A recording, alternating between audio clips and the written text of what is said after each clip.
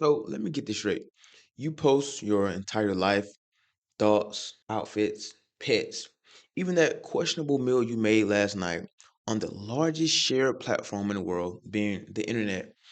And you're mad that someone has an opinion about what you shared. Well, welcome to Earth, the largest population of people who have these things called opinions.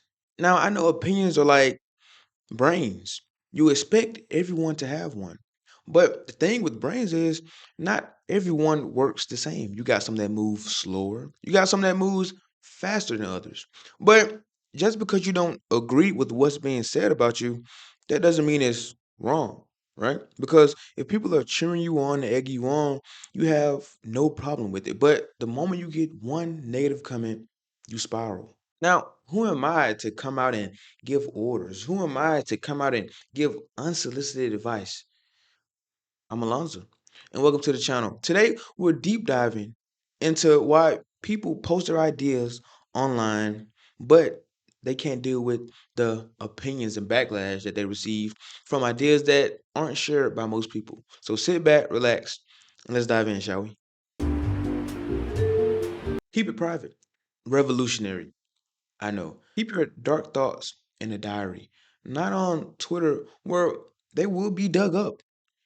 They will be dug up 5 to 7 years from now, and you're going to look like the biggest a hole to ever exist, or the biggest racist to ever exist, or any other term that's going to be detrimental to your image as you grow with age and your worldviews and ideas begin to shift towards something more positive. People and will hold this against you. So be mindful of that. When you post these things online, you're giving free tickets to your circus. And you're fine with it the moment people are cheering and applauding you on to keep doing the same thing. But the moment you hear one boo, one person who disagrees with the stance you take, then you lose it. You become defensive, not even acknowledging those positive people who support you. You rather focus on that one speck of negativity every chance you get. The audacity of these people to have such opinions on my life. Well, they wouldn't know these aspects of your life if, drumroll please, you didn't share it. What are these people supposed to do? Are they supposed to scroll past your post and if they don't like it, don't comment? Or if they don't have anything nice to say, keep their comments to themselves? What do you what do you think you are? You on Earth. People don't think like that. That aspect of common sense is gone. People are comfortable in their own ignorance. So you're going to be subject to it by default. Just by being on the internet, you're going to be subject to others people's ignorance, whether you like it or not. Well, if you don't like it, you don't have to post. Well, people are entitled to their own forms of expression through social media, art, music, so on and so forth. So, who are we to tell people that if you can't take the heat to get out the kitchen? We're wired to judge people based on our DNA. It's baked into our DNA like chocolate chips inside of cookies. I mean, yeah, you can remove them after the fact, but now you're left with this thing with holes in it. And now you feel incomplete. I mean, think about it. You don't think that cavemen judged each other? Why do you think that there are so few paintings from that period in time? Well, because the best painters only got to paint. The bad painters, their paintings were probably thrown in the ocean somewhere, and that's where most of, I guess, artifacts are at. Where they found near bodies of water. Those were the rejects. While the great paintings got to stay up on the walls. Think about it. Fast forward to today, we're still the same species that insulted each other's paintings back then. It's just now we have Wi-Fi and connectivity to each other through our phone screens. So yeah, you can post your lasagna or your souffle online, but now we're going to critique it from the type of pan you use to the way you layered your lasagna to the type of down to the type of cheese you put in your lasagna. Why? Because it's posted online. That's why. That's the only thing. That's the only access we have to form an opinion. Because if we don't see it, we can't form an opinion on it. And the people who form these negative opinions, the irony behind it all is it isn't even about you. They don't hate your outfit. They just can't fathom themselves being in your position to wear what you wear. Now, wait a minute, time out. For some of these outfits, I understand why. Because some of these outfits, some of you got, my bad, I'm back on track. The people who are judging you, they can't fathom themselves being in a position to be able to have access to certain things that you have access to.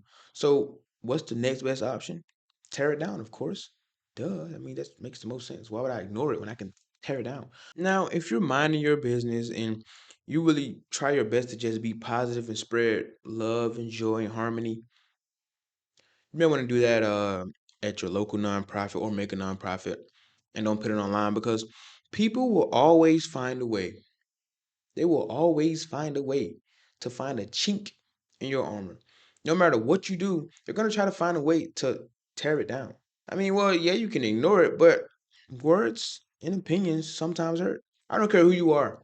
We as humans, the right thing from the right person can bother you because the internet is not a safe place. It's more of a gladiator ring. So be prepared to wrestle with this lion in your coming session.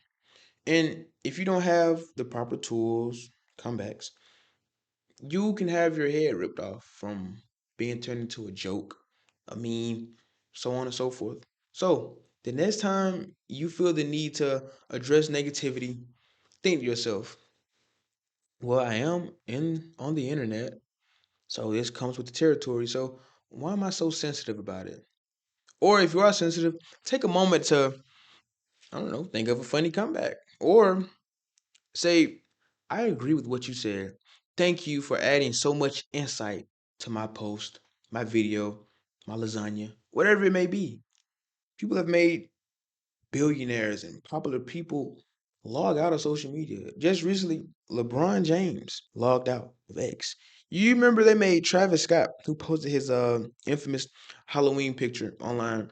He went private because people are cruel and unforgiving. Now, these two giants in their respective fields, they could easily ignore this, or they can even put up I guess filters and filter out negative comments. But it got to the best of these people. So imagine what it does to people on low levels like myself. I'm new to YouTube. Imagine what it does to the psyche of people who allow it to. It's a grim dystopian reality in which we all face. Your morning breakfast post is just a morning breakfast post. You have to make sure your milk is doesn't have too many bubbles in it. Your cereal, each grain and wheat is counted to the T. Your spoon is clean. Your table is clean. I mean, think about it. The Kardashians have to go through. I couldn't even imagine the maintenance that goes with making one post online. Could you imagine the upkeep, the staff to make one Instagram post from a Kardashian? Nothing they do is on a whim. Everything is calculated. Could you imagine living your life like that? I mean, after all, what's life without the opinions of others, right? But that's all for now, guys. Thanks for tuning in. Thanks for stopping by. Let me know what I can do better to keep improving my content for you guys because my goal is to get to the top. Help me get there. But peace.